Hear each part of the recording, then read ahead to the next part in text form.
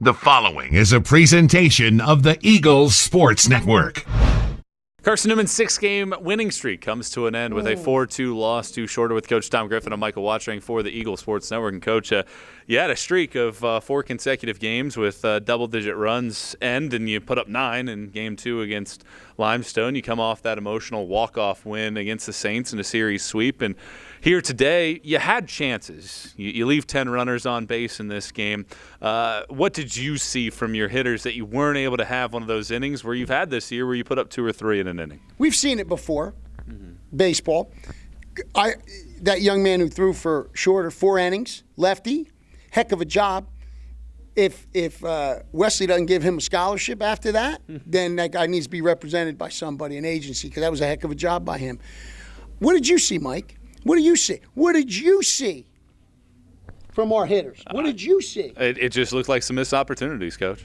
That's not what you said before we started this, but you're being kind. That's not my job. Non-competitive, I would say non-competitive at bats. Didn't have the feel of a weekend series, you know.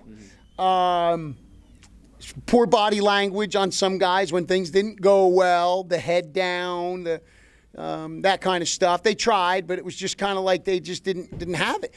But some of the approaches, listen, the kid did a great job throwing change-ups, and one of the things you have to do, you have to see it up, you have to take an approach to what part of the field you want to hit. But there's recognition. We didn't recognize that stuff at all. So whether he disguises it exceptionally well or that change-up is as good as any big leaguers, I don't know which one it was. I want to give him the credit and not say it was our hitter's fault because you don't want to do that. So great job on his part. But I just thought some poor competitive at-bats.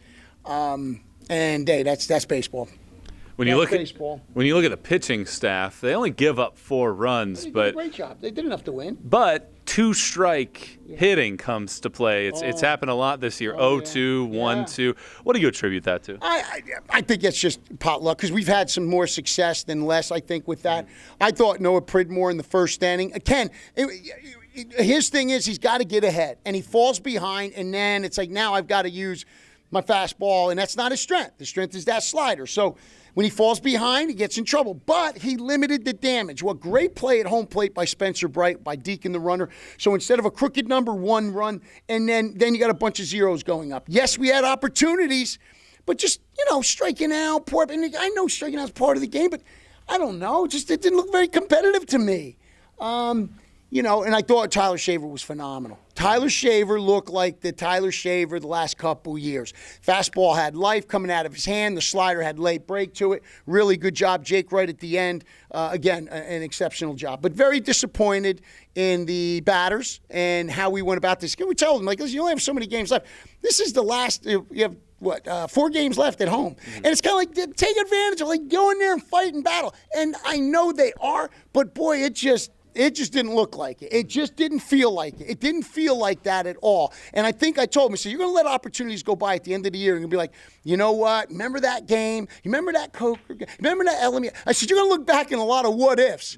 And you control it right now. So when you go in that box again, what is the mentality? I hope to. I think I can, or I am going to. I look at this guy. We talked about UT. And if you think about their club offensively, who would you say kind of is the face of that? We talked about that. I think the center fielder Gilbert is that guy. He got 400 average. He is a tough son of a gun. And you can tell that everybody feeds off of that guy because he's your best hitter, and yet he goes in with that mindset at the plate of, boys, watch this swagger. Watch the confidence I'm going to have. And what it will do, it'll filter all the way down to everyone. So everyone starts to feel like that. That is what you got to have. You got to have that. And today, I didn't think we had that where we got guys to turn it up a notch and really compete enough to let one get away. But kudos to their group. A great job getting up here playing a mid-afternoon game. And they did a great job on defense. The pitching was good, and they got the hitting they needed. You go to Tusculum this weekend, back into conference play. You've seen them already this year. It's a critical series against the Tusculum team that's fighting for their conference lives really right now. What do you want to see out of your team when they get on the field for that first pitch on Friday night in Pioneer Park? Have fun and enjoy the game. That's simple. Have fun, enjoy the game. I don't know what else. We're training pretty well. Training's going well.